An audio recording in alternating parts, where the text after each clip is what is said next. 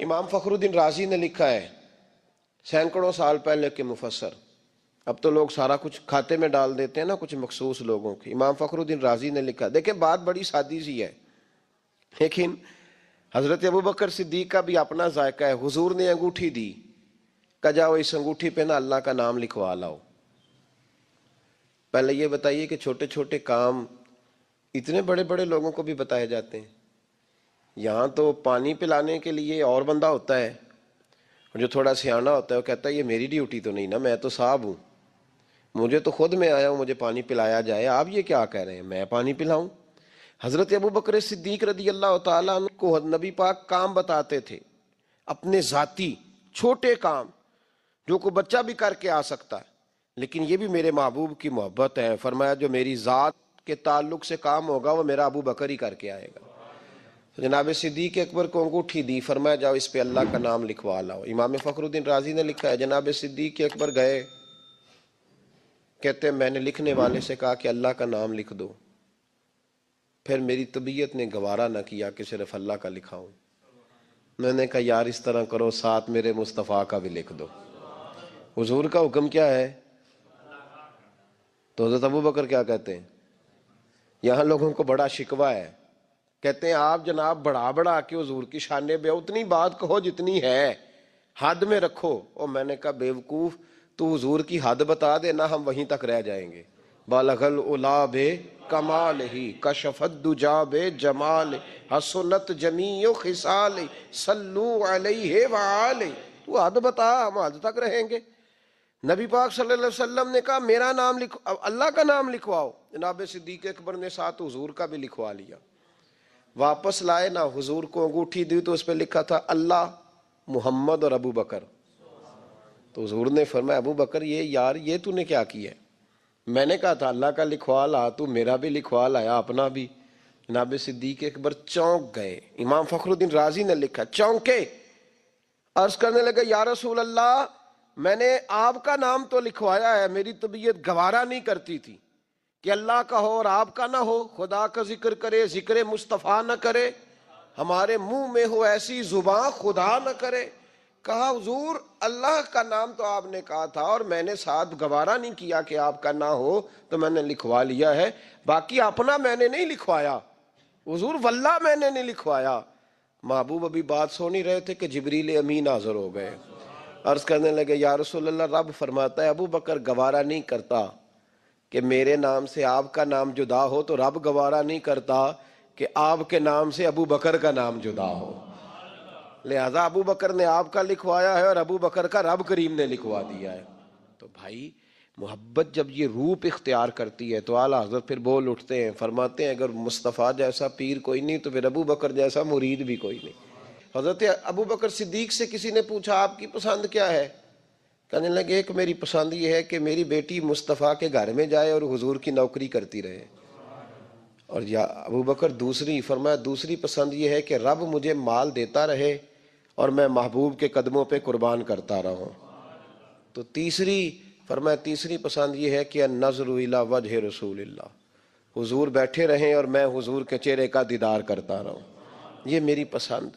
انہوں نے اپنی زندگی ڈھال لی تھی نبی پاک کی غلامی میں، ڈھال لیا تھا اپنے آپ، اس لیے مطمع نظر ہی ایک تھا، زاویہ نگاہ ہی ایک تھا، سوچ ایک کی طرف رہتی تھی، دائیں بائیں جاتی نہیں۔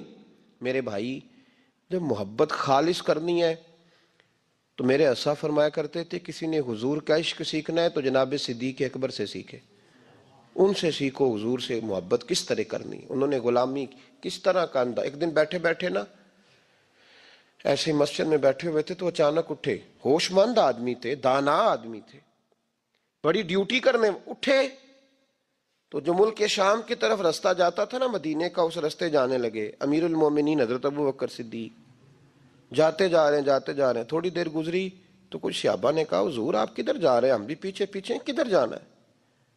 تو پلٹے تو رو پڑے، کہنے لگے ایک دفعہ نبی پاک صلی اللہ علیہ وسلم کئی دن کے بعد نظر نہیں آئے تھے، پھر حضور ادھر سے تشریف لائے تھے، تو میرے دل میں خیال آیا شاید آج بھی حضور ادھر سے آ جائیں، تو میں چلا سب روگاں اندر روگ محمد جس کا نام وچھوڑا۔ کہا میں جب بہت علیل ہوئے نا حضرت صدیق اکبر تو جناب عمر فاروق رضی اللہ تعالیٰ انہوں نے ایک طبیب بلایا ملک شام سے، کہا اسے دیکھو تو صحیح، روز بروز کمزور ہوتے جا رہے ہیں۔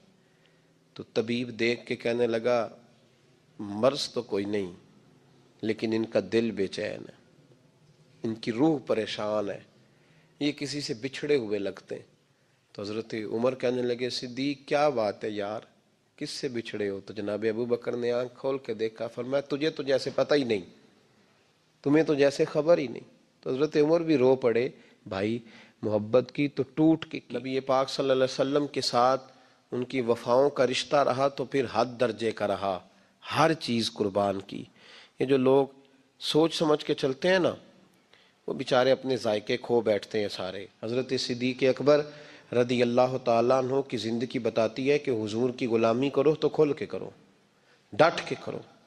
پھر جو بچا بچا کے رکھتے ہیں ان کے پاس کچھ بھی نہیں رہتا۔ خود محبوب پاک صلی اللہ علیہ وسلم نے فرمایا حضرت اسماء بنت ابی بکر صدیق سے، فرمایا رب کے رستے میں جب دے تو گن گن کے نہ دیا کر، ورنہ وہ بھی تجھے گن گن کے ہی دے گا، اور کوئی چیز بچا کے نہ رکھ، اس کے رستے میں بے حساب دے، وہ بھی تجھے بے حساب ہی عطا فرمائے گا۔ ہم محبت میں بھی کنجوسی کرتے ہیں، سوچ سمجھ کے تھوڑی سی، تو وہ کس طرح کی محبت ہے جس میں بندہ سوچ رہا ہے، غور کر رہا ہے، ارادہ کر رہا ہے، تیاری کر رہا ہے، دیکھ رہا ہے، پرکھ رہا ہے، وہ کیسے آگے بڑھے گا؟ غلامی تو غلامی ہوتی ہے، غلاموں کی سوچیں اپنی نہیں ہوتی، سوچیں بھی غلام ہوتی ہیں۔ غلام جو ہوتے ہیں وہ اپنے محبوب کی رضا کی طرف توجہ رکھتے ہیں، دائیں بائیں لوٹ کر پلٹ کر ان کا مزاج نہیں ہوتا۔ حضرت ابو بکر صدیق رضی اللہ تعالیٰ عنہ نے محبوب پاک سید عالم صلی اللہ علیہ وسلم کی غلامی کی، ہر لحاظ سے کی، ہر وقت کی، ہر طریقے سے کی۔ امت مسلمہ اگر غلامی کا طریقہ سیکھے گی تو جناب صدیق اکبر سے سیکھے گی۔ حضرت صدیق اکبر بتلائیں گے کہ محبوب کریم سید عالم صلی اللہ علیہ وسلم کی غلامی کس طرح کرنی ہے۔ جب رات تھی نا بدر کی تو کافروں کا سب سے بڑا نشانہ یہ تھا کسی طرح حضور کو شہید کیا جائے۔ وہ پورا فوکس کیے ہوئے تھے کہ نبی پاک صلی اللہ علیہ وسلم کو شہید کرنا، پوری توجہ تھی۔ تو صحابہ کہتے ہیں کہ ہم نے ارادہ کیا کہ حضور کے لیے علیحدہ سے خیمہ بنایا جائے، چھپر بنایا جائے۔ حضور کے لیے وہ ہم نے چھپر بنا دیا، محبوب اس کے اندر قیام کرنے لگے۔ اب خیال یہ تھا کہ یہاں ڈیوٹی کون کرے گا، ڈیوٹی کون کرے گا، یہاں کون ٹھہرے گا، یہاں یہ بڑے خطرے والی جگہ ہے، یہاں کون ٹھہرے گا؟ فرماتے ہیں جب گفتگو ہونے لگی تو جناب صدیق ایک بار فٹافٹ بولے، کہنے لگے تمہیں ضرورت کیا ہے انتخاب کرنے کی؟ میں جو ہوں، جب تک میں موجود ہوں کسی کافر کی جرت ہی نہیں مصطفیٰ کے خیمے کی طرف بھی دیکھ سکے، طاقت ہی نہیں۔ وہ آگے بڑھ کے ان جگہوں کا انتخاب کرتے، اس طرف ان کی توجہ رہتی۔ میرے محبوب پاک علیہ الصلاۃ والسلام ان پر اعتماد کرتے۔ 17 نمازیں نبی پاک نے جناب صدیق اکبر کے پیچھے ادا فرمائی، 17 نماز۔ اور جناب ابو بکر کا بھی یہ حال تھا۔ آج تو باہر کھڑے ہو کے سلام پڑھو تو کچھ لوگ کہتے ہیں سلام آپ پڑھ لیں، کھڑے کیوں ہوتے ہیں؟ کھڑے ہونے سے دقت ہونے لگی۔ میں نے کہا چلو بیٹھ کے پڑھ لو بھائی، اگر اتنی سی بات سے ہی آپ کو دشواری ہے۔ حضرت صدیق اکبر رضی اللہ تعالیٰ عنہ نماز پڑھا رہے تھے، محبوب پاک سید عالم صلی اللہ علیہ وسلم تشریف لے آئے۔ حضور ایک صلح کے لیے گئے، فرمایا مجھے دیر ہو گئی تو کسی کو ابو بکر سے کہنا نماز پڑھا لے۔ تو کہتے ہیں حضور کو دیر ہو گئی، جناب بلال نے اقامت کہی تو حضرت صدیق اکبر مصلی پہ کھڑے ہو گئے۔ ابھی 2 ہی رکعتیں پڑی تھی کہ حضور تشریف لے آئے۔ جس جس صف سے حضور گزرتے رہے صحابہ رستہ چھوڑتے رہے۔ دوران نماز ہی محبوب پہلی صف کے قریب آئے تو جناب صدیق اکبر نے قدم پیچھے ہٹایا، عین نماز میں، عین نماز۔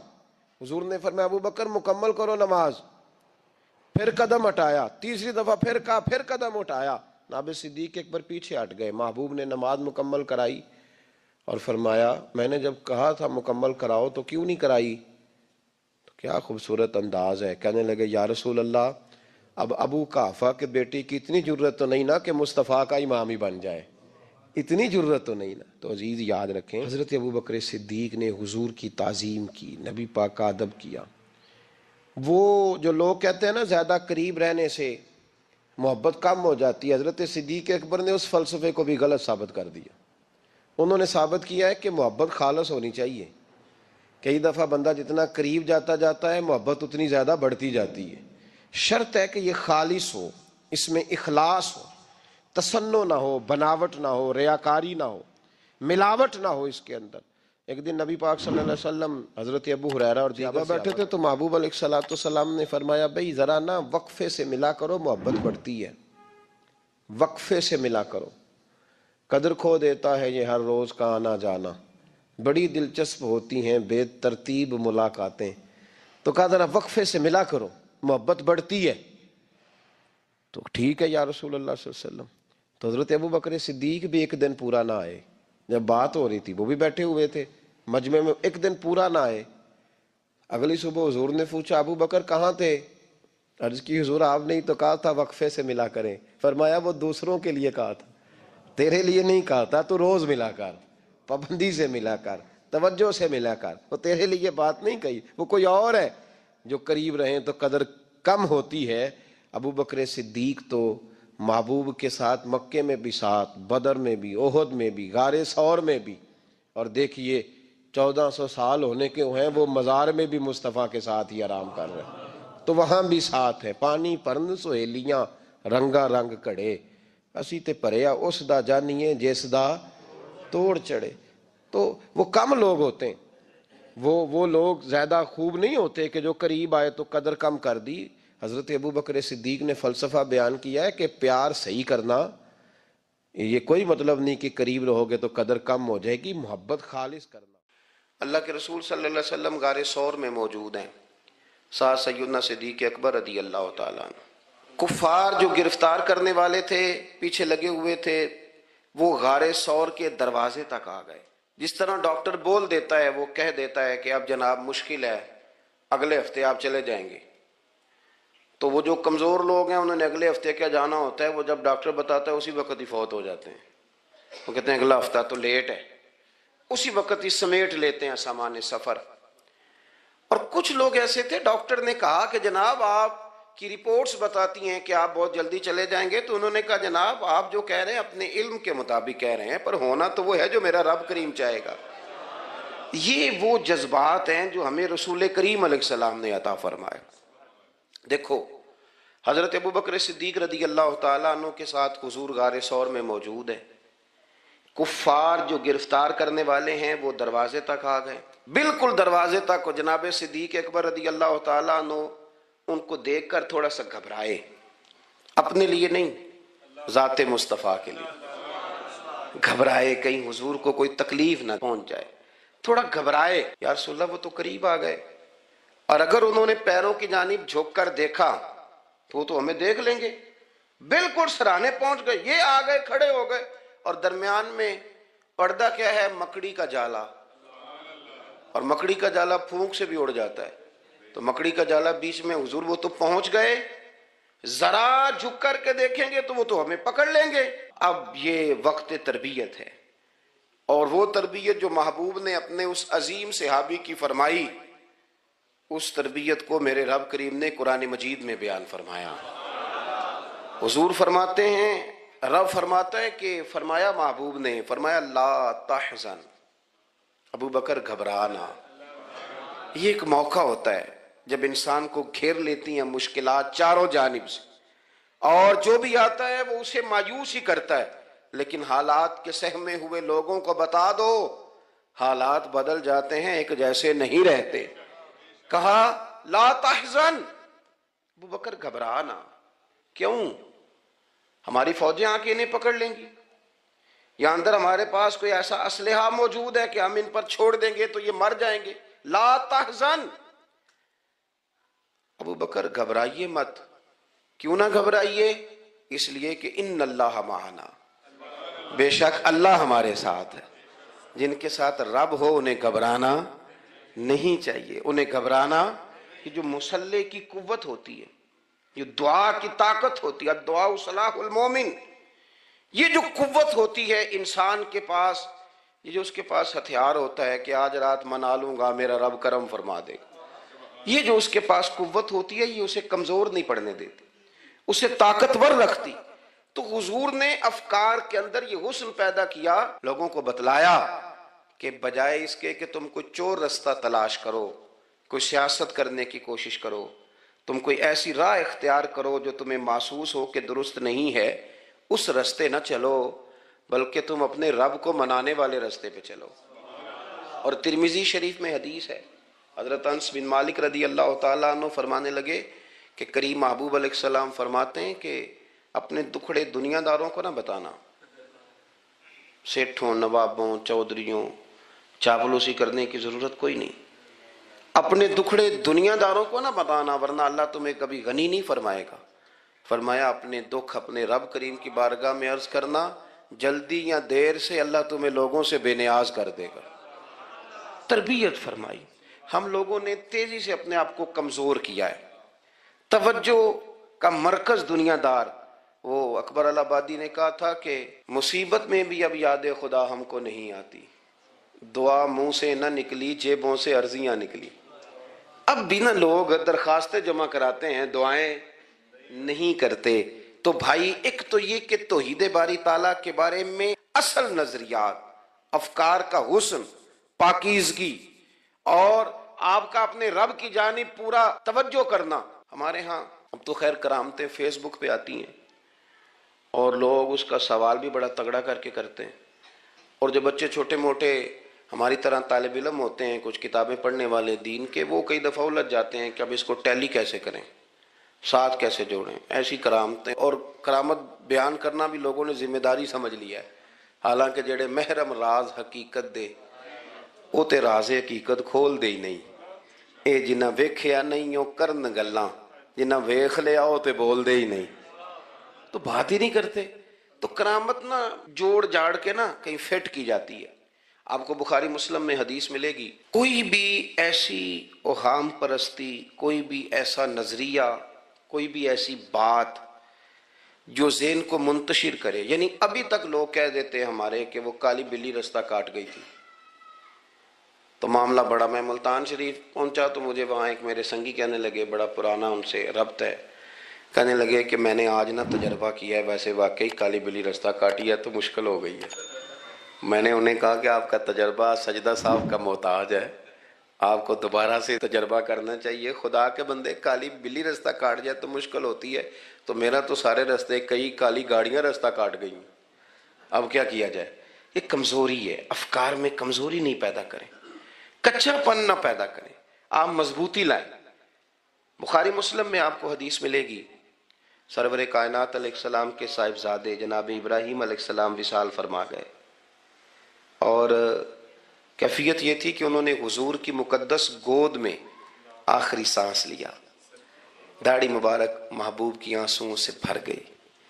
حضرت انس کہتے ہیں عرض کی یا رسول اللہ آپ بھی آنسو بہاتے ہیں؟ فرمایا میرا بیٹا گیا ہے تو آنسو نکل آئے ہیں، ورنہ میری زبان پہ وہی جاری ہے جس سے میرا رب راضی ہوتا ہے۔ اسی دن نا، جس دن سرکار کے صاحبزادے کا وصال ہوا، اسی دن سورج کو گرہن ہو گیا۔ کچھ لوگوں نے بات جوڑ دی، کہنے لگے کہ آج چونکہ حضور سید عالم علیہ السلام کے صاحبزادے کا وصال ہو گیا ہے تو آج دیکھو سورج کو بھی گرہن ہو گیا ہے۔ بات جوڑ دی، غم کی کیفیت تھی، سرکار کی مقدس داڑھی آنسوؤں سے بھری ہوئی تھی، حالات کا تقاضا اور اس کی سمت کچھ اور تھی۔ حضور نے جمعے کا انتظار نہیں فرمایا، فرمایا بلاؤ لوگوں کو مسجد میں۔ لوگ جمع ہو گئے اور صحابہ فرماتے ہیں ہمارے خیال میں یہ تھا کہ یہ موقع نہیں تھا، آج نہ جہاد کے لیے حکم آنا ہے، کس مقصد کے لیے حضور نے طلب فرمایا، لیکن جب ہم گئے اتنا ضروری کام ہے نظریات کا صاف ہونا کہ اللہ کے محبوب نے لوگوں کو اسی دن بلا کے فرمایا لوگوں سنو، سورج اور چاند کو جب گرہن لگے تو استغفار پڑھا کرو، تسبیحات کیا کرو، نوافل ادا کیا کرو، اللہ کے حضور حاضر ہوا کرو۔ فرمایا یہ سورج اور چاند کو جب گرہن لگے تو یہ اللہ کی نشانیوں میں سے نشانی ہوتا ہے، کسی بندے کے دنیا سے جانے کا اس کے ساتھ کوئی تعلق نہیں۔ تم نے اپنے ذہن کو ٹھیک رکھنا ہے، افکار کو ٹھیک رکھنا، کسی بھی قسم کی تم نے اوہام پرستی کا شکار نہیں ہو۔ مضبوط رہیں، مضبوط رہیں، اٹھ باندھ کمر کیوں ڈرتا ہے، پھر دیکھو خدا کیا کرتا ہے۔ آپ مضبوط رہیں، جب مضبوط رہیں گے تو انشاءاللہ توانائی اللہ کی طرف سے عطا کر دی جائے۔ دوسری بات، نبی پاک صلی اللہ تعالیٰ علیہ وسلم نے نا تمام انبیاء کرام علیہم السلام کے بارے میں لوگوں کے ذہنوں کی اصلاح کی۔ آپ کبھی قرآن حکیم کا مطالعہ فرمائیں، احادیث مبارکہ کو پڑھیں، تو میرے محبوب کریم کی شان یہ ہے کہ حضور نا انبیاء کی شانیں بیان کرتے ہیں۔ حضرت موسیٰ کلیم اللہ ہیں، کس نے ہمیں بتایا؟ قرآن و حدیث نے بتایا۔ شانیں بیان کی نبیوں کی، عظمتیں بیان کی۔ حضرت ابراہیم خلیل اللہ ہیں، یہ ہمیں قرآن نے بتایا، حضور نے بتایا، لیکن ساتھ ہمیں یہ بھی بتایا کہ ہیں یہ اللہ کے بندے، ہیں یہ اللہ کے رسول۔ نبی پاک صلی اللہ تعالیٰ علیہ وسلم نے افکار اور نظریات انبیاء کے بارے میں لوگوں کے درست فرمائے۔ مجموع الزوائد میں حضرت مولا علی شیر خدا رضی اللہ تعالیٰ عنہ کی حدیث مروی ہے، ایک بدو آ گیا حضور کی بارگاہ میں کچھ مانگنے کے لیے۔ مولا کائنات رضی اللہ تعالیٰ عنہ فرماتے ہیں سرکار جب کسی بات کا جواب نہ دینا چاہتے تھے تو خاموش ہو جاتے تھے، کچھ دیر خاموش رہتے تھے، اور حضور کا خاموش رہنا بھی ہمارے محدثین نے محفوظ کیا ہے۔ اقسام حدیث میں سے ایک حدیث ہے جسے حدیث تقریری کہا جاتا ہے، وہ حدیث ہے جس میں حضور خاموش رہے، کوئی کام کیا گیا تو سرکار خاموش رہے۔ حضرت مولا علی کہتے ہیں حضور نا خاموش ہو گئے، لیکن چونکہ دیہاتی تھا، سادہ تھا، اس نے جب بار بار گفتگو چھیڑنا چاہی تو پھر حضور نے فرمایا چل پھر مانگ لے کیا مانگتا ہے، مانگ لے پھر کیا مانگتا ہے، کر سوال۔ دیہاتی تھا، سادہ آدمی تھا۔ مولا کائنات فرماتے ہیں ہمیں یوں لگا کہ اب نہ یہ آخرت اپنی سوار جائے گا، جنت کا سوال کرے گا، لیکن بڑا ہی سادہ تھا۔ مانگنے پہ بھی آیا تو کیا مانگا؟ کہنے لگا یا رسول اللہ صلی اللہ علیہ وسلم میں نے سفر کرنا ہے، مجھے ایک اونٹنی عطا کر دیتے۔ حضرت سلطان باہو سے کسی نے کہا کہ بڑے لوگ مرید ہوتے ہیں، تو فرمانے لگے رابدہ طالب کوئی نہیں ملیا، جو ملیا طالب زرد آؤ۔ تو بہت سارے لوگ ایسے آتے ہیں جو کامل شیخ کے پاس بھی آ کے کہتے ہیں دکان کوئی نہیں چلتی، یہ تو کسی سیٹ سے مشورہ کر لیتے، کاروبار چلانے کا آپ کو ڈھنگ بتا دیتا۔ یہ یہاں آ کے بھی آپ نے یہی سوال کیا، نہیں یہاں پہنچ کے بھی یہی سوال۔ تو نبی پاک صلی اللہ تعالیٰ علیہ وسلم سے کہنے لگا ایک اونٹ دے دیں آنے جانے کے لیے۔ حضرت علی کہتے ہیں ہمیں بڑا افسوس ہوا، یار تو آیا کہاں پہ ہے اور تو مانگ کیا رہا ہے؟ تو بارگاہ دیکھ اور اپنا سوال دیکھ، تو کہاں کھڑا ہے، کیا مانگ رہا ہے؟ حضور مسکرائے اور مسکرا کر کے فرمایا کہ اونٹ تجھے دیا، چل کچھ اور بھی مانگ لے۔ حضرت علی کہتے ہیں ہم نے کہا اب جنت مانگے گا یہ حضور سے؟ تو بڑا ہی بھولا تھا، کہنے لگا جی اگر آپ کچھ اور بھی دینا چاہتے ہیں تو اونٹ پہ ڈالنے کے لیے کجاوا بھی دے دیں۔ تو حضرت مولا علی شیر خدا فرماتے ہیں ہمیں پھر بڑا افسوس ہوا کہ یار دیکھو اتنا چانس ملا ہے پھر کھو دیا ہے۔ رسول کریم علیہ السلام بھی مسکرائے، اور سرور کائنات کی جو مسکراہٹ ہوتی تھی وہ نہ خوشیاں تقسیم کرتی تھی۔ اعلیٰ حضرت رحمت اللہ علیہ فرماتے ہیں جس کی تسکین سے روتے ہوئے ہنس پڑے، جس کی تسکین سے روتے۔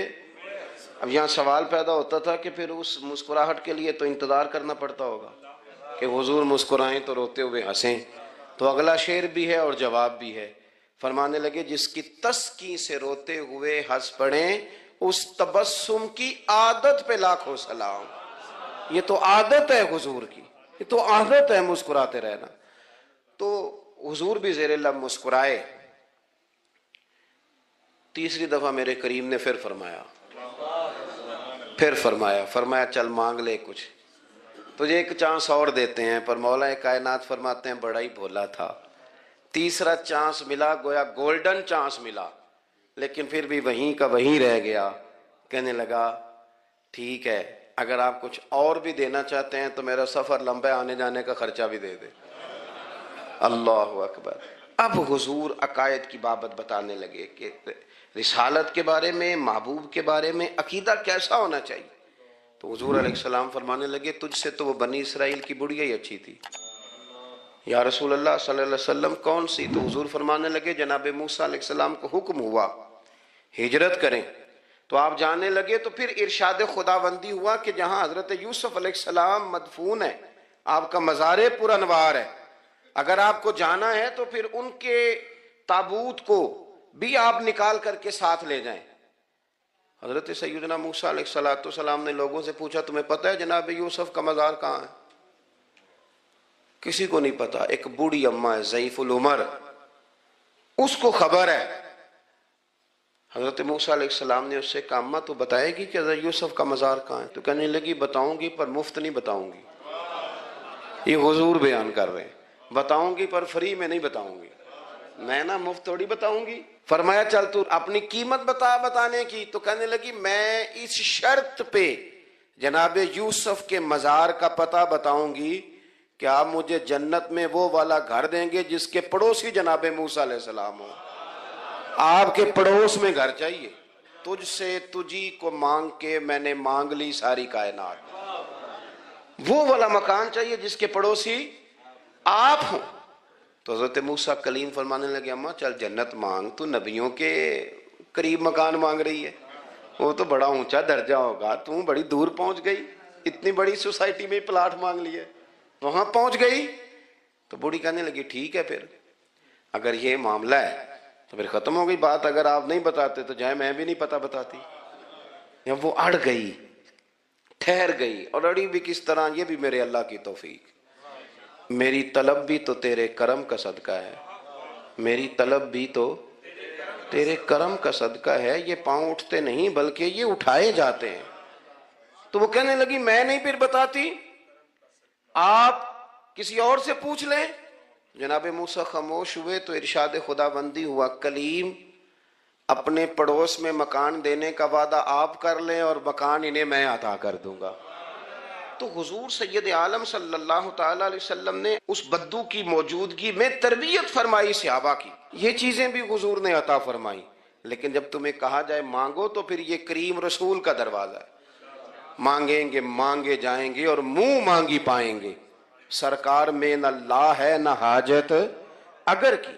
تو افکار کا حسن، نظریات کی پاکیزگی. ہمارے ہاں نا آج کل جو ہمیں لیکچر دیے جاتے ہیں نا، بالخصوص جو طلباء سائنس پڑھتے ہیں تو وہ جب سوالات اٹھاتے ہیں تو اس میں کچھ ایسی چیزیں بھی آتی ہیں. یہ ابھی کورونا کے حالات جب پچھلے دنوں چل رہے تھے تو اس وقت دو تین قسم کے لوگ ہوئے. ایک تو وہ ہوتے ہیں جو بالکل ہی ڈرتے، کہتے ہیں چھوڑو جو ہوگا دیکھا جائے گا. اور ایک وہ ہوتے ہیں جو اتنا ڈرتے ہیں کہ بیچارے اپنے سائے سے بھی ڈرنے لگ جاتے ہیں. تو یہ دونوں باتیں جو ہیں یہ درست نہیں ہیں. درست کیا ہے کہ آپ احتیاط بھی کریں گے پر بھروسہ اپنے رب کریم کی ذات پر کریں گے، بھروسہ اللہ پر. تو لوگوں کو ڈرایا جاتا ہے اور جو خوف پھیلایا جاتا ہے ہمارے ہاں وہ بڑا عجیب قسم کا انداز ہے. قبر کو کھڑکی کوئی نہیں ہوتی، دروازہ کوئی نہیں ہوتا، آکسیجن کیسے جائے گی. یا آپ کبھی ٹویٹر پر مختلف بڑے لوگوں کے پیغامات دیکھیں تو موت کے بارے میں جب وہ چیزیں شیئر کرتے ہیں تو عجیب سا رنگ اس کا محسوس ہوتا ہے کہ اللہ جانے یہ بیچارہ کہاں کھڑا ہو گیا ہے. اور خوف، اور لوگ اس کا ذہن بنا کے ڈرتے ہیں. ڈرنا چاہیے، ضرور ڈرنا چاہیے، لیکن ایک بات یاد رکھیں، حضرت مولا علی فرمایا کرتے تھے کہ ڈرنا تو اپنے اعمال سے چاہیے اور ان کو درست کرنا چاہیے. ڈرنا تو اس چیز سے چاہیے کہ کیا ہم نے وہ رستہ اختیار کیا ہے جو قبر کو بالکل تنگ کر دے گا، جو جہنم کے گڑھوں میں سے گڑھا بنا دے گا.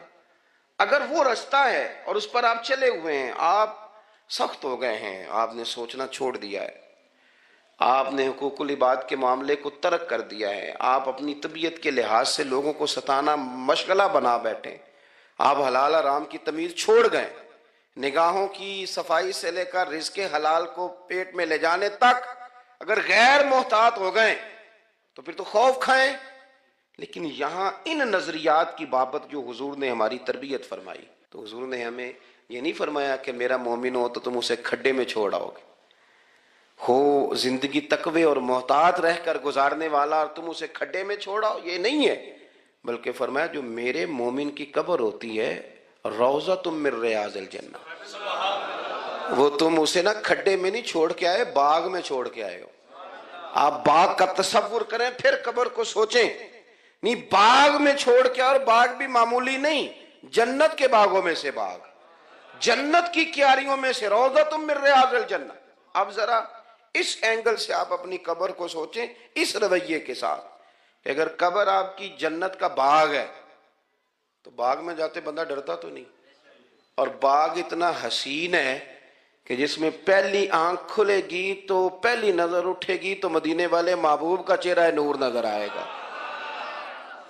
اتنا شاندار باغ ہے. آپ اس کی رعنائی، اس کا حسن اور اس کی خوشبو کو ملاحظہ فرمائیں. تو حضور نے نا ہماری تربیت فرمائی. میں اکثر کہا کرتا ہوں احباب سے کہ انسان 10-15 سال کے بعد پردیس سے واپس لوٹے اور ماں اگر موجود ہو نا گھر میں، اتنا تگڑا استقبال کرتی ہے کہ مزہ آ جاتا ہے. اس کا بس نہیں چلتا، مکان بھی نہیں بنا دے، فلانی چیز بھی نہیں لے آؤ، میرا پتر آ رہا ہے، فلانی بھی. تو سالوں بعد بندہ گھر لوٹے تو ماں اتنا استقبال نہیں کرتی جتنا قبر میں اللہ کی رحمت بندے کا استقبال کرتی. اس لیے جب یہ سوچ بن گئی تھی نا صحابہ کی حصول جنت کی، تو پھر ان کو لگاؤ ہو گیا تھا. پھر دنیا کی زندگی، جاہ و جلال، مال و دولت اتنا زیادہ وقت نہیں رکھتا تھا ان کی نظر میں. پھر وہ سمجھ گئے تھے اس بات کو کہ کن فی الدنیا کاننا کا غریب و عابر سبیل. سمجھ گئے تھے کہ یہ مسافر ہیں ہم یہاں. اور وہ پھر اتنا زیادہ اپنے ذہن پہ چیزوں کو سوار نہیں کرتے تھے، محسوس کرتے تھے کہ اتنی زندگی ان کی ہے، اتنی زندگی ان کی گزر گئی ہے، محسوس کرتے تھے. اور اس پر پھر وہ جو فوکس کرتے تھے وہ آخرت کے لیے کرتے تھے. ایک خاتون حضور کی بارگاہ میں حاضر ہوئی. یہ بھی سیاستہ میں آپ کو روایت ملے گی، بہت ساری کتابوں میں ہے لیکن اس کی اصل آپ کو بخاری شریف میں ملے گی. حضرت ابو ہریرہ رضی اللہ تعالیٰ عنہ فرماتے ہیں کہ خاتون آئی تو اس نے آ کر نا بڑے درد کے ساتھ حضور کی بارگاہ میں استغاثہ پیش کیا. عرض کرنے لگی یا رسول اللہ صلی اللہ علیہ وسلم، میں نا مرگی کی مریض ہوں اور بڑی تکلیف میں ہوں. یہ جو مرگی کا مرض ہوتا ہے یہ اعصابی بھی ہے، جسمانی بھی ہے.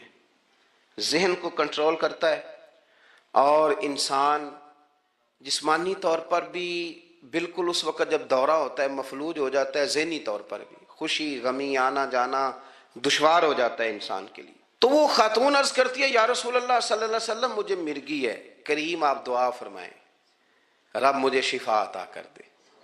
حضور دعا فرما دیا کرتے، اللہ تعالیٰ نے میرے محبوب کے وجود کو شفا بنایا تھا. لعاب دہن مولا علی کی آنکھوں پہ لگائیں تو رب کریم فوراً شفا عطا فرمائے. لیکن حضور نا تربیت جب کرتے نا، تربیت لوگوں کے بیچ، تو پھر نظریات کو، عقائد کو، افکار کو حضور غسل دیتے، وضو کراتے. یہاں بھی سرکار نے صحابہ کے بیچ اس خاتون سے گفتگو فرمائی اور حضور فرمانے لگے اگر تو کہے تو میں دعا کرتا ہوں رب تجھے شفا دے دے گا. حضور فرمانے لگے اگر تو کہے میں دعا کرتا ہوں اللہ شفا دے گا. اور فرمایا اگر تو کرے صبر تو میرا وعدہ ہے رب بغیر حساب کتاب جنت عطا کرے گا. اب یہ سوچ ہے، یعنی ہمیں جب چانس ملتا ہے دنیا اور آخرت میں چیزوں کو عکس کرنے کا تو آپ نظر دوڑا لیں دائیں بائیں کہ لوگوں نے توجہات کہاں اپنی مرکوز کی ہوئی. حضور نے فرمایا اگر تو کہے تو رب کریم ہے وہ شفا دے گا، میں دعا کروں گا. اور اگر تو صبر کرے، مانا کیا کہ اگر تو مرگی کے ساتھ ہی گزارا کرے، اس کے ساتھ ہی وقت بتائے تو پھر رب تجھے جنت دے گا. یہ سمجھ لیں بات، اس پر غور کریں. وہ جو بیماری کو رحمت کہا گیا تو یہاں اس کا عملی مظاہرہ ہونے جا رہا ہے. حضور فرمانے لگے گر تو صبر کرے تو رب جنت دے گا. صحابہ کہتے ہیں اس بوڑھی نے ایک منٹ نہیں لگایا سوچنے کے لیے، فوراً عرض کرنے لگی. گویا عرض کرتی ہے حضور تھوڑی سی تو زندگی ہے، میں مرگی کے ساتھ ہی گزارا کر لوں گی، آپ دعا کریں رب مجھے جنت عطا کر دے، ہاں میرے لیے جنت کی دعا کر دیں. تو صحابہ فرماتے ہیں حضور نے دعا کر دی، گویا وعدہ ہو گیا جنت کا. وہ عرض کرتی ہے یا رسول اللہ صلی اللہ علیہ وسلم جب مرگی ہوتی ہے تو میرے وجود سے کپڑا ہٹ جاتا ہے، ستر کا مسئلہ بنتا ہے، اس کے لیے آپ ضرور اللہ کے حضور عرض کریں. تو سرکار نے دعا کر دی. صحابہ فرماتے ہیں کہ وہ دیر تک موجود رہیں، دیر تک. حضرت عثمان غنی کے زمانہ مبارکہ تھا، وہ بوڑھی موجود رہیں. جب بھی انہیں مرگی ہوتی تھی کپڑا اپنی جگہ پہ موجود رہتا تھا. اور جب ہم سے کوئی کسی جنتی کو دیکھنے کا سوال کرتا تھا تو ہم کہتے تھے اس بوڑھی کو دیکھ لو، اسے دنیا میں ہی حضور نے جنت کی بشارت عطا فرمائی. تو جو سمجھنے کی بات ہے وہ یہ ہے توحید، رسالت، قبر، حشر، اس کے بارے میں اپنے نظریات کو صاف ستھرا رکھیں. وقت تیزی سے بیت رہا ہے، وقت جو اپنی اس کی سپیڈ ہے اس کے ساتھ وہ گزر رہا. قریب ہوتے جا رہے ہیں لوگ قبر کے، آخرت کے. کرنے کا کام یہ ہے کہ ہمارے نظریات وہ ہوں جو ہمیں رسول کریم نے عطا فرمائے. نبی پاک صلی اللہ علیہ وسلم نے فرمایا محبت آدمی کو اندھا بھی کر دیتی ہے، بہرا بھی کر دیتی ہے، گونگا بھی کر دیتی ہے۔ جب محبت ہوتی ہے تو پھر انسان کو کوئی ایسی چیز نظر، ابو جہل نے محبوب پاک علیہ السلام سے کہا معاذ اللہ، مجھے تو آپ کی طرح کا شخص کوئی نظر ہی نہیں آتا، یعنی اس نے کمزور لفظوں میں کہا۔ حضرت صدیق اکبر حضور کے سامنے کھڑے ہوئے تو کہنے لگے محبوب تیرے جیسا حسین نظر کوئی نہیں آتا۔ اب اس کے پاس چونکہ بغض تھا تو اپنے لفظوں میں بات کر رہا تھا، اس کی جو دل کی بات تھی وہ الفاظ بن کے آ چکی تھی۔ حضرت صدیق اکبر کے دل میں محبت تھی تو وہ اپنے لفظوں میں بات کر رہے، اپنے جملوں میں اس کا اظہار کر رہے۔ یاد رکھیے گا انہوں نے اس طرح محبت کی جس طرح محبت کرنے کا حق ہوتا، یعنی ہر چیز ہی، مال بھی دے دیا، اولاد بھی دے دی، سارے بچے نبی پاک کی غلامی پہ لگا دیے، غلام بھی سارے حضور کے پیچھے لگا دیے، بس نبی پاک کی ڈیوٹی کرنی ہے۔ ہزاروں دینار کا نقصان اٹھایا لیکن نبی پاک صلی اللہ علیہ وسلم کی غلامی پر ہر چیز کو ترجیح دی۔ بات تو ہم نے بڑی دفعہ سنی ہے پر کبھی اس کے حسن کو بھی ملاحظہ فرمائیے نا، کبھی ذرا ملاحظہ فرمائیے نا۔ لوگ پیار کرتے ہیں، محبت کا دعویٰ کرتے ہیں لیکن کہتے ہیں بھئی رستے رستے کی محبت ہے، یہاں مجھے 5,000 کا نقصان ہو رہا ہے، یہاں نہیں میں محبت کر سکتا۔ یہ نقصان 5,000 کا کون برداشت کرے؟ محبت ضرور ہے پر اب اتنا نقصان کون برداشت کرے؟ جناب صدیق اکبر کا کمال دیکھیے کہ مال کا نہیں جان کا نقصان برداشت کرنے کو بھی تیار ہے۔ کچھ لوگ ایسے ہوتے ہیں کہتے ہیں آگے خطرہ ہے تو ہمیں نہیں جانا چاہیے۔ غار ثور میں جب نبی پاک صلی اللہ علیہ وسلم کو لے کے پہنچے نا حضرت صدیق اکبر، 5,413 فٹ اونچی غار ہے، جب حضور ذرا سا چلے تو قدموں کو تکلیف ہوئی تو عرض کرنے لگے حضور آپ میرے کندھوں پہ بیٹھ جائیں، پباں پار قدم نہیں لاؤندا تے سور پہاڑ تے چڑھیا جاندا، او پیا جاندا دے یار نبی دا، اے اصلی دلدار نبی دا۔ حضور کو لے گئے اور جب غار ثور پہ پہنچے تو کہنے لگے حضور مجھے اندر خطرہ لگتا ہے، آپ ٹھہریں پہلے میں جاتا ہوں، پہلے میں جاتا ہوں۔ جناب صدیق اکبر تشریف لے گئے اور دیکھیں نا سالوں پرانی غار پڑی تھی، اس میں بڑا کچھ تھا لیکن جناب صدیق اکبر نے پگڑی پھاڑ پھاڑ کے غار صاف کی۔ پھر جہاں سوراخ تھے نا، خطرہ تھا کہ کوئی سانپ بچھو نہ نکل آئے، وہاں چھوٹے چھوٹے ٹکڑے رکھ کے غار کو بند کیا۔ جب مکمل تسلی کر لی تو کہا حضور اب آپ تشریف لے آئیے۔ اب جب غار سے نکلے نا جانے کے لیے، اس انداز کو بھی ذرا دیکھیں۔ لوگ آج خشک دین کے بڑے قائل ہیں، کہتے ہیں بس ٹھیک ہے نماز پڑھنی چاہیے، روزہ رکھنا چاہیے، اتنی لمبی باتیں، آپ معرفت کی بات کرتے ہیں، آپ محبت کی بات کرتے ہیں، آپ وارفتگی کی بات کرتے ہیں۔ کچھ لوگوں کو تو لفظ عشق ہی بڑا برا لگتا ہے، وہ اس جملے تک جانا ہی پسند نہیں کرتے۔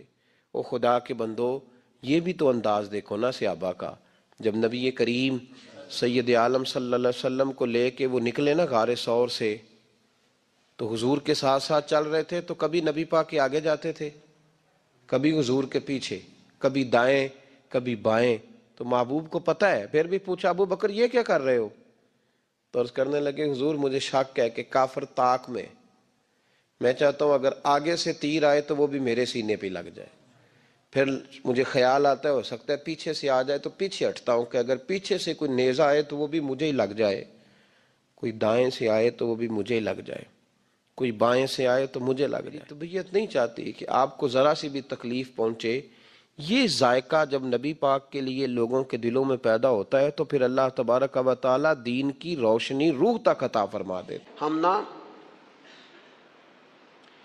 جب تک اپنے باطن کو مضبوط نہیں کر لیتے، جب تک ہم روحانیت کی مضبوطی اپنے اندر پیدا نہیں کر لیتے، اور جب تک ہم روحانی طور پر طاقتور نہیں ہو جاتے، آپ لاکھوں روپے کا جوڑا پہن لیں اور آپ کا قد بڑا اونچا ہو اور آپ کا چہرہ بڑا روشن ہو، لیکن اندر اگر نور نہیں ہے نا میرے دوست، تو لوگ تو ہو سکتا ہے آپ کی فوٹو بڑے شوق سے کھینچیں کہ بڑا قد کاٹ ہے، لیکن آپ بے قرار ہیں۔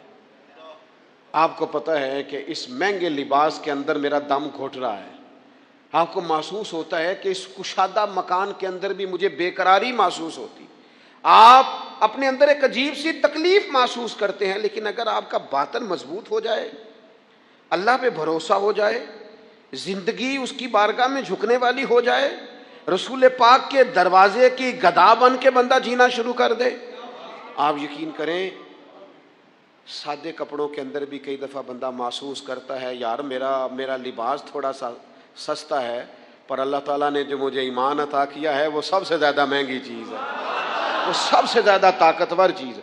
اپنے باطن میں خاص خصوصیات پیدا کریں، اپنے آپ کو ٹائم دیں، اپنی قلبی کیفیات پر زیادہ توجہ کریں۔ زیادہ مجھے فوٹو شوٹو کھینچنے کا زیادہ تجربہ نہیں ہے، مصروفیات زیادہ رہیں تو میں اس طرف نہیں آ سکا۔ تو ایک بچے نے مجھے، ایک دوست نے ایک دن بتایا کہ وہ تصویر کھینچنے کے بعد پھر اس پر کچھ کام ہوتا ہے تو فوٹو اور زیادہ سونی لگنے لگ جاتی۔ اس نے بات کر دی، میں نے سن لی، وہ بات کر کے گزر گیا۔ تھوڑی دیر کے بعد مجھے کہنے لگا پریشانی ہے؟ میں نے کہا نہیں۔ کہنے لگا میں نے ایک سادی سی بات کی تھی، پتہ نہیں کوئی آپ تو کہیں کھو گئے، اس کے بعد میں نے 2-4 باتیں کی ہیں پر آپ نے ہاں نہ ہی نہیں کی، توجہ نہیں کی۔ میں نے اسے کہا، میں نے کہا پتر تو آکھیا ہے فوٹو تے تھوڑی محنت ہو جائے تے سونی لگن لگ جاندی، تے میں سوچن لگ پیا جے بندہ تھوڑی جی محنت دل تے بھی کر لے، تھوڑی جی محنت نہ دل تے کریے تے جے کدے وہ سونا ہو جائے نا، پاک ہوویں تے پاک ہی ملدا ہی، تے بنا پاکوں پاک نہیں ملدا۔ سارے جسم دے دھون دے نالوں اکو دھولا ہے ٹکڑا دل دا۔ اگر تھوڑی سی محنت روح پہ ہو جائے، تھوڑی سی اندر تھوڑی توجہ کرے، وہ اگر تھوڑا چمکدار ہو جائے نا، کچھ غلاظتیں، کچھ نفرتیں، کچھ قدورتیں، کچھ عداوتیں، کچھ تکبر، کچھ حسد، کچھ بددیانتیاں، کچھ یہ چیزیں تھوڑی نکل جائیں، آپ یقین کریں بڑا چمکدار ہو جائے دل، بڑا سونا ہو جائے، بڑا حسین ہو جائے۔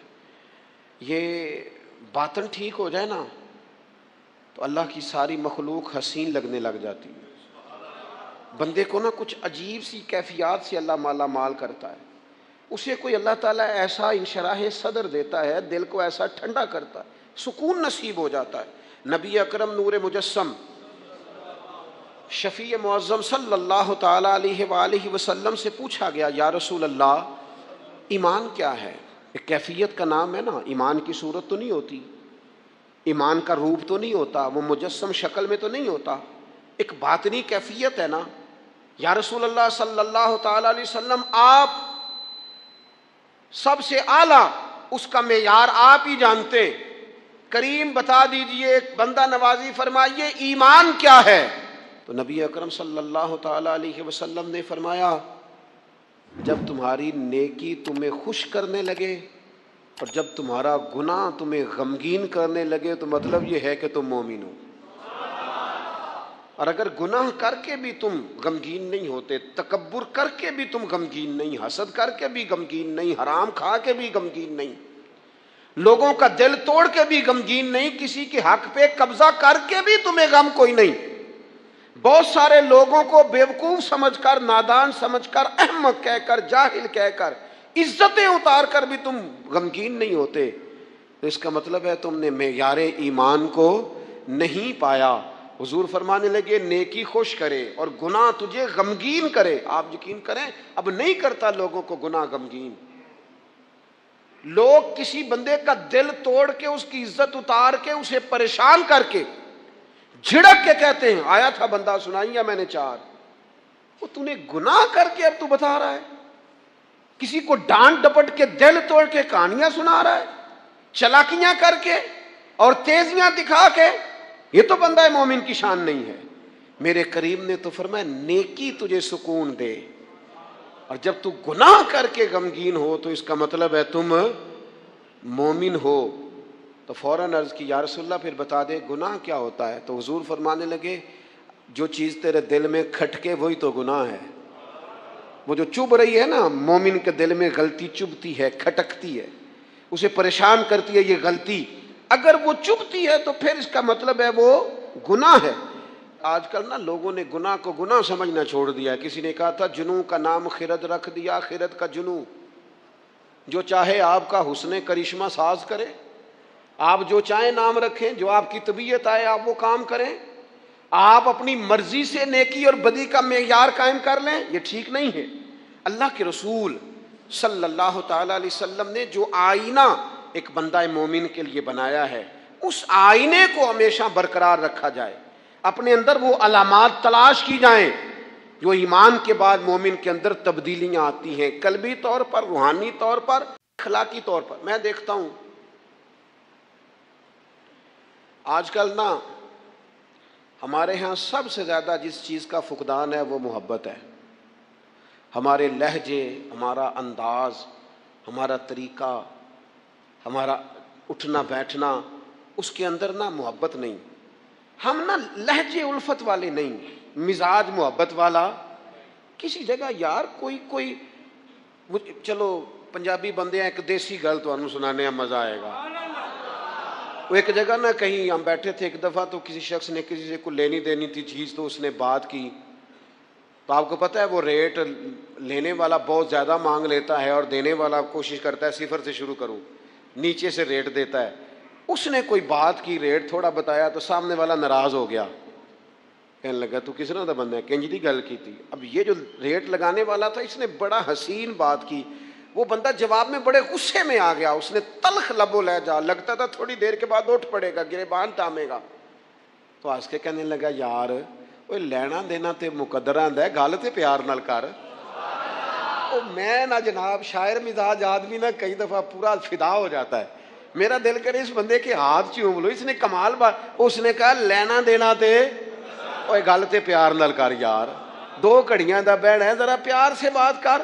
کیا ہو گیا تجھے، ملنے آئے ہیں، غنیمت جانیے مل بیٹھنے کو، جدائی کی گھڑی سر پر کھڑی ہے، ابھی الارم بجے گا اٹھ کے تو اپنے گھر میں اپنے گھر. او بات تو پیار سے کر، او بول تو محبت کے ساتھ. سودا دینا بیچنا لینا الگ بات، او تو بولا تو ٹھیک کر، تیرا لہجہ تو ٹھیک ہو، تیری گفتگو تو ٹھیک ہو. لو سنو نا کیا کہا مدینے والے محبوب نے، کیا بات ہے میرے کریم رسول کی. حضور نے بات کھول کر بیان کر دی، مشکات میں موجود ہے. حضور فرمانے لگے اللہ کو ماننے والا، میرا کلمہ پڑھنے والا، فرمایا جو مومن ہوتا ہے نا، مومن ہوتا ہی الفت والا ہے، مومن ہوتا ہی محبت والا ہے. مومن اور محبت یہ لازم و ملزوم ہے. مومن اور محبت یہ ایک چیز کے 2 نام ہیں. حضور فرمانے لگے، مشکات میں حدیث ہے، فرمایا مومن ہوتا ہی محبت والا ہے. فرمایا اس بندے میں کوئی خیر ہی نہیں، نہ کسی سے پیار کرے نہ کوئی اس سے پیار کرے. جو نہ پیار کرے نہ اس سے پیار کیا جائے اس میں خیر ہے ہی کوئی نہیں. مومن جو ہے نا، مومن وہ پیار کرتا بھی ہے اور مومن سے پیار کیا بھی جاتا ہے. اپنی زندگی کو تلخی، مومن کی شان نہیں تلخ تلخ رہنا، ناراض رہنا، بے چین سا رہنا، ہر وقت شکوے کرنے، ناراض وقت گزارنا، ہر وقت کوئی نہ کوئی اعتراض کا دروازہ کھول کے رکھنا، ہر وقت کوئی نیا شکوہ، کوئی نئی بات کھول کے رکھنا. اس سے نکل آؤ یار. پیار جو ہوتا ہے نا وہ دنیا کو سنوار دیتا ہے. محبت جو ہوتی ہے نا اس کے اندر بڑا مزہ ہوتا ہے، اس میں بڑا کیف ہوتا ہے. اس لیے اپنے لہجوں سے تلخیوں کو نکالیں. ہمارے ہاں نا ایک بہت بڑا مسئلہ ہے، بالخصوص ہم جو صوفیاء کی جماعت ہے نا، اس میں بعض لوگوں کا خیال ہے کہ میں نا فلاں درود پاک پڑھوں گا تو نبی پاک کے قریب چلا جاؤں گا. کوئی شک نہیں، درود پڑھنے سے حضور کا قرب ملتا ہے. بعض لوگوں کا خیال ہوتا ہے کہ نعت شریف کی برکت سے محبوب کے قریب جاؤں گا. کوئی شک نہیں، نعت پڑھنا اور نعت سننا یہ بندے کے دل کو حضور کی محبت کے اندر بڑا مضبوط کر دیتا ہے. کچھ لوگوں کا معیار ہوتا ہے کہ میں اتنے وظائف اس ٹائم میں مکمل کروں گا تو میں نبی پاک کے قریب جاؤں گا. تو حضور نے تو خود بتا دیا میرے قریب کون ہے. درود پاک پڑھنے والے کو بھی قریب بیان کیا حضور نے. جہاد کرنے والا، عبادت کرنے والا، ریاضت کرنے والا، دین کی خدمت کرنے والا، یہ سب حضور کے قریب ہیں. پر نبی پاک علیہ السلام نے فرمایا تم میں سے، یہ بخاری ہے، فرمایا تم میں سے میرے یہاں میرے قریب سب سے محبوب وہ شخص ہے جس کے اخلاق زیادہ اچھے ہیں، جس کا رویہ لوگوں کے بارے میں ٹھیک ہے، جس کی نیتیں، ارادے، لہجے لوگوں کے حق میں نرم ہے، وہ میرا محبوب ہے. حضور فرماتے ہیں میرا محبوب ہے، میرا وہ پیارا بندہ ہے، وہ میرا محبوب ہے امتی. تو حضور کا محبوب بننے کا بہترین طریقہ یہ ہے کہ اپنا اخلاق ٹھیک کیا جائے. ایک بات اور کرنی ہے، جو دور میرا اور آپ کا دور ہے نا، یہ تیز لوگوں کا دور ہے، چالاک لوگوں کا دور ہے. لوگ ایسی ایسی بات سناتے ہیں کہ بندہ حیران ہو جاتا ہے. چالاک مزاج، تیز طبیعت. میں نے اپنی زندگی میں بڑے بڑے تیز لوگ ناکام ہوتے دیکھے اور بڑے بڑے بھولے بندے سیدھے سادے. لیکن ان لوگوں کو اللہ تعالیٰ نے اتنا نوازا ہے، اتنا کرم فرمایا ہے. لو سنو، ترمذی ہے، نبی اکرم صلی اللہ تعالیٰ علیہ وسلم نے فرمایا جو مومن ہوتا ہے نا وہ بھولا بھالا ہوتا ہے اور شرافت والا ہوتا ہے. بلکہ ایک حدیث میں تو حضور فرماتے ہیں مومن اتنا بھولا ہوتا ہے کہ سامنے والا اسے بیوقوف سمجھنے لگ جاتا ہے. اس کا خیال ہوتا ہے اسے تو عقل ہی کوئی نہیں. مومن بھولا بھالا. اور ایک حدیث میں یہ بھی لفظ ہیں کہ جنت میں اکثر بھولے بھالے لوگ جائیں گے. یہ جو تیزیاں ہیں نا، انسان کا سمجھدار ہونا اور بات ہے، انسان کا تدبر والا ہونا، فہم و فراست والا ہونا اور بات، لیکن چلاک ہونا، مکار ہونا، شیشے میں اتارنا، لوگوں کو اپنے قابو میں کرنے کی کوشش کرنا، اس کو شریعت پسند نہیں کرتی. تو نہ بندوں کو چلاکی کر کے قابو نہ کر، محبت سے قابو کر، اخلاق سے قابو کر. تو اپنے انداز، بڑی بڑی عجیب داستان سرائی کر کے لوگ دنیا کو جیتنا چاہتے ہیں. اس سے انسان کے اندر کمزوری آتی ہے. کچھ جگہ ایسی ہوتی ہیں جہاں تیزیاں. مجھے ایک بات میرا بڑا دل کر رہا ہے، کر لوں، ٹائم تھوڑا رہ گیا ہے. حضرت خواجہ معین الدین صاحب چشتی رحمۃ اللہ علیہ نا، خواجہ قطب الدین صاحب بختیار کاکی رحمۃ اللہ علیہ سے ملنے کے لیے یہاں آئے، دلی میں اپنے مرید سے ملنے. سب لوگوں سے ملاقات ہوئی تو ایک شخصیت ایسی تھی جن سے خواجہ صاحب کا خیال تھا ملاقات ہوگی، لیکن ملاقات نہ ہو سکی. خواجہ صاحب خود ملنے چلے گئے. وہ بھی کوئی دینی تعارف رکھتے تھے. آپ نے فرمایا ملنے کیوں نہیں آئے؟ وہ کہنے لگے کیسے ملنے آتا، یہاں میرا بڑا روب تھا، مجھے لوگ جانتے تھے، لیکن آپ نے قطب الدین کو یہاں بٹھا دیا ہے، سب لوگوں کی توجہ ہی ان کی طرف ہو گئی ہے، تو میں کیسے ملنے آتا. خواجہ معین الدین صاحب رحمۃ اللہ علیہ خواجہ قطب صاحب سے فرمانے لگے بیٹے کسی کا دل توڑ کے کام نہیں کیا جاتا دین کا. تو سامان باندھ چلے، تو میرے ساتھ اجمیر چل، دلی رہنا ہی نہیں. ہم نے کہا حضور جو حکم ہو. انہوں نے سارا سامان سمیٹا، اونٹوں پہ رکھا، روانگی ہونے لگی. جب دلی سے باہر نکلے نا شہر سے، تو سارا شہر امڑ آیا، حتیٰ کہ بادشاہ وقت بھی منتیں کر رہا ہے. لوگ رو رہے ہیں حضور خواجہ قطب کو نہ لے کے جانا. اس شخص کے درد نے پورے شہر کو درد والا بنا دیا. کہ تہجد کے وقت کی دعاؤں نے بڑے لوگوں کو مصلی پہ کھڑا کر دیا. اس شخص کا اللہ پر بھروسہ بڑے لوگوں کو ایمان کو تقویت دیتا ہے. حضور مہربانی کریں نہ لے کے جائیں. اتنے سارے لوگ رونے لگے اور رنگ اور ہو گیا. تو حضرت خواجہ معین الدین صاحب فرمانے لگے پتر سامان اتارو، مصلی بچھاؤ، دلی میں رہنا ہے. یہ بھی ایک پیغام ہے، اسے بھی آپ نے یاد رکھنا ہے. تو خواجہ قطب الدین صاحب کہنے لگے حضور آپ نے فرمایا تھا کسی کا دل توڑ کے نہیں رہنا. فرمانے لگے اتنے سارے لوگوں کا دل ٹوٹنے سے بچاتے بچاتے کسی ایک کا ٹوٹ بھی جائے تو خیر ہے. اب کسی ایک کا دل بچاتے ساری دنیا کا دل توڑ دیں. اللہ کرے آپ کو اس بات کی بھی سمجھ آئے.